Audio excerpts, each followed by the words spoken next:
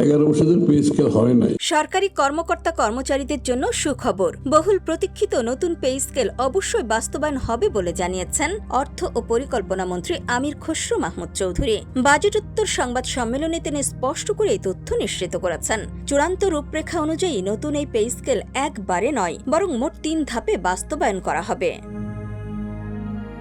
তবে গেজেট প্রকাশের সুনির্দিষ্ট তারিখ এখনো ঘোষণা করা না হলেও জানানো হয়েছে যে শিগগিরই এই গেজেট প্রকাশ করা হবে। এর জন্য যাবতীয় প্রস্তুতি ও রূপরেখা ইতোমধ্যেই চূড়ান্ত করা হয়েছে। নতুন পে স্কেলে সরকারি চাকরিজীবীদের মূল বেতনের বড়সড় পরিবর্তনের পরিকল্পনা করা হয়েছে।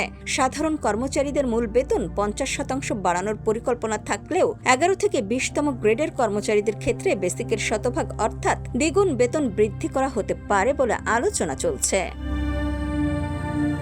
বাজেট বক্তব্যে অর্থমন্ত্রী বলেন, সরকারি কর্মচারীরা বিগত প্রায় 11 বছর ধরে একই বেতন কাঠামোতে বেতন ভাতা পাচ্ছেন। ইতোমধ্যেই মূল্যস্ফীতির কারণে জীবনযাত্রার ব্যয় অনেক বৃদ্ধি পেয়েছে। দেশের বিভিন্ন অঞ্চলের মধ্যে অর্থনৈতিক, সামাজিক ও অবকাঠামোগত বৈষম্য কমিয়ে সমতাভিত্তিক সুষম উন্নয়নে বহুমুখী পরিকল্পনা বাস্তবায়ন করা হচ্ছে। এর অংশ হিসেবেই আগামী 1 জুলাই থেকে ধাপে ধাপে নতুন বেতন কাঠামো বাস্তবায়নের ঘোষণা দেওয়া হচ্ছে।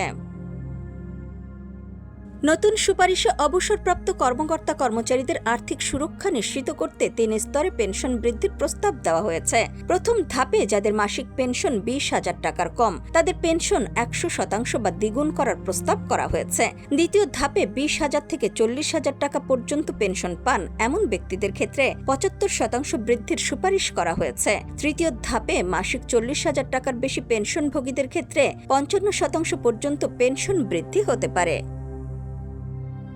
নতুন বেতন কাঠামোতে কেবল মূল বেতনই বাড়ছে না, বরং শিক্ষা, টিফিন ও বৈশাখী ভাতাতেও বড় পরিবর্তনের প্রস্তাব করা হয়েছে। বৈশাখী ভাতা বর্তমানের মূল বেতনের 20% থেকে বাড়িয়ে 1 লাফে 50% করার সুপারিশ এসেছে। টিফিন ভাতা 11 থেকে 20তম গ্রেডের কর্মচারীদের জন্য টিফিন ভাতা বর্তমানে 200 টাকা থেকে বাড়িয়ে 1000 টাকা করার প্রস্তাব করা হয়েছে।